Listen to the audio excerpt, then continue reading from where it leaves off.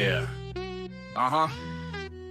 You know who it is. 3 gurus on the mic, no matter where you live. Turning up the volume, ignite the light. Curry, cheese, and Vegemite. We're bringing you the ads that'll ignite. Tips and tricks to get it right. Every week we take flight. From the streets of Pakistan, spicing up the flow. Usama on the beat, now you already know. Mixing up the data like a mass solid blend. Optimizing ads so the clicks never end. Straight out of Canada. It's Colby on the scene. Cheddar sharp tactics, marketed machine. Slice through the noise, let me grade these facts. Layer up your ads, watch the clicks attract. Dave from down under, Glen's taking flight. Spreading wisdom thick like Vegemite. Aussie insights on that PPC. Navigating waves of the Google Sea. Curry, cheese, and Vegemite. Unwrapping all the trends tonight. Get your strategies airtight. We elevate, we unite. Let's dive straight into something that John Moran has been sharing recently, especially on LinkedIn and social media, is the shopping feeder strategy. So Google announced in October that the what's the term I'm looking for? The priority of Performance Max to standard shopping had been adjusted. Performance Max had always had cannibalized standard shopping. Now that the priority or the level of priority has now been made equal. So Performance Max and standard shopping now have the same priority. And John's been working and showing extensively. We've been seeing the results of his tests, and I know that you guys have been testing a few examples as well in running standard shopping beside Performance Max. And so the TLDR of the strategy is you run standard shopping as your top of funnel, get your first clicks, and then let Performance Max chase those first clicks around to try and convert better. And he also, I know in some instances, this might not be in what he's describing, but I know there's cases where he even uses the new customer acquisition feature from Google. And I had been fearful to use that, but I've been doing it for one of my own clients, and I'm liking the results. I've seen the percentage of new visitors increase on my site coming up to Black Friday. And I think, getting a nice percentage of new visitors prepping for Black Friday, Cyber Monday. And so it seems like this is doing what it needs to, especially as I was dealing with a client who had a really bad instance of returning users. So yeah, based on what John was sharing, he's got a breakdown of the strategy here. Now, last week in our mastermind, essentially what he was doing is putting most of the budget to the standard shopping campaign with a low tROAS, really low tROAS. Creating a Performance Max campaign feed only alongside that standard shopping campaign with a locked-in tROAS, might be 200, 250. And then I think the ratio was about 75-25, 60-40 between standard shopping and Performance Max. Now, last week, in last week's mastermind, he had that flipped around, where Performance Max was getting a lot more spend. And that was always a problem we had with Performance Max, is it wouldn't spend.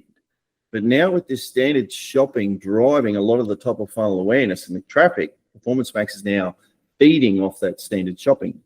Yeah. So what's interesting is I like to call Performance Max a demand capture campaign and not a demand generation campaign. I feel like as long as you feed the beast, it'll eat, and it has something to choose from. It'll go after that traffic. So kind of what John was saying, I had a client a while ago, and it was more in the health and wellness space. And we were running a PMax and a search campaign in parallel, and we were targeting cold terminology, pretty much the same stuff the PMax were targeting. I had a TCPA set on it, and I had just scaled the budget, like pushed the budget. I set it to $3,000 for both of them. I had tROAS on PMax and a TCP on my search. And it was literally what was happening with John, where it would go back and forth between the two. 1 week, my search would do really well, and like it would get a bunch of keywords. And the next week, the PMax would steal those keywords and go really after them. Then my search would go find some new keywords, like similar to what was working, and then PMax would steal them the next week.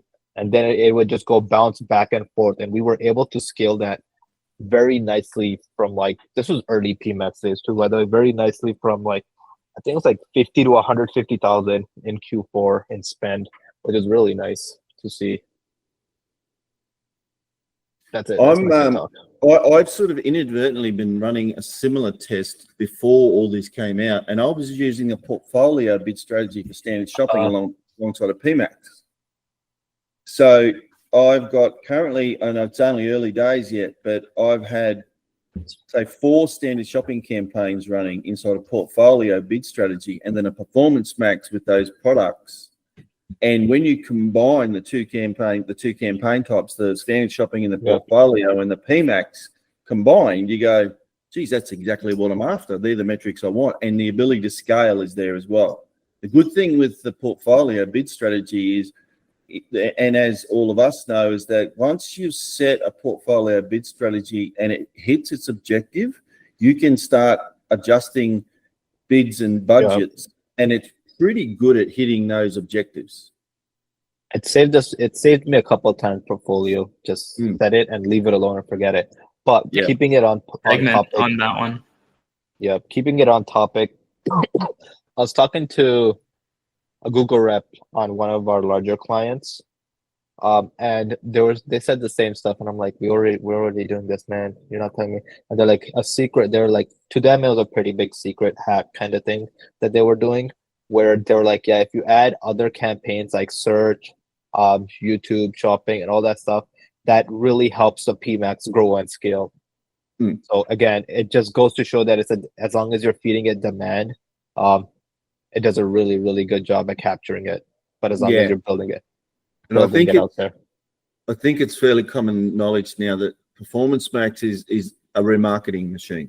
It loves to chase existing traffic, and if you've got top of funnel Facebook running as well, Performance Max will chase that traffic around all over the place trying to convert it. It will go after the lowest hanging fruit, cold or warm. It will find it, it will hunt it down, and it will not leave Colby alone till Colby buys. I think just maybe closing on this, I would just say that I know people were doing this hybrid strategy beforehand, and some people could make it work, some people couldn't. But this is the first time I've seen having a shopping and PMax campaign running at the same time, where both of them are working and both of them are delivering results. And it does seem very clear that one is feeding the other.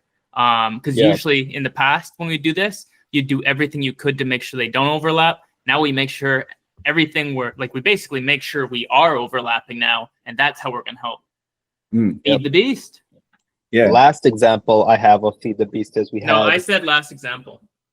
Nah, I'm still gonna get my last 2 cents in. I don't care what you say, I'm gonna say it.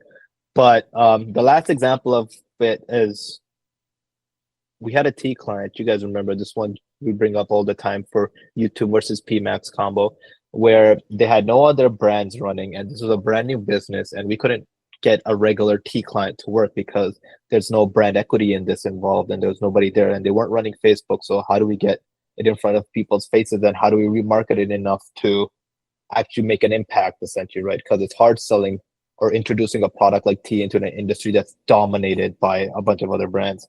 So we ended up literally keeping it really, really simple.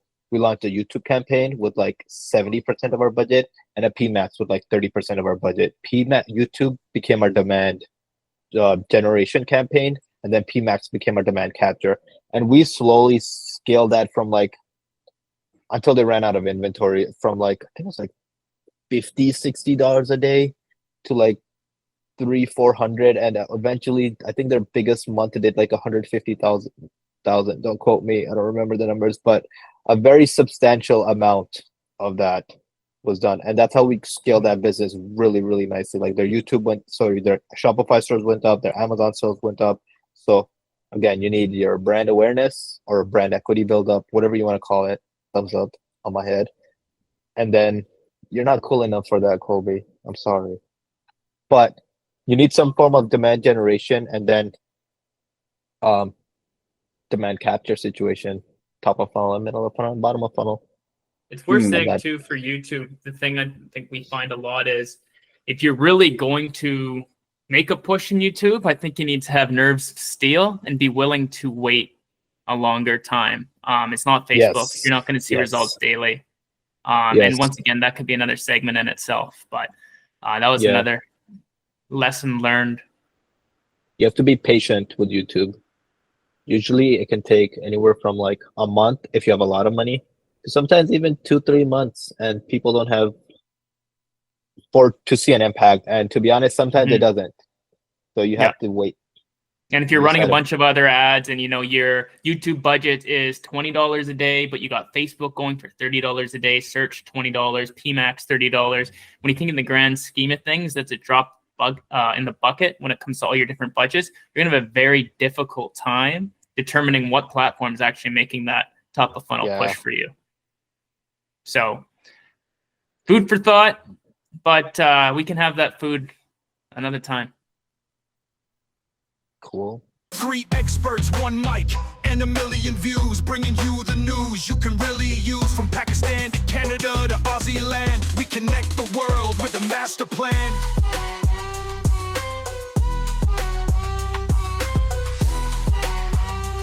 So plug in, subscribe, don't miss the show. Curry, cheese, and Vegemite, let the knowledge flow. Google Ads secrets we unveil and write.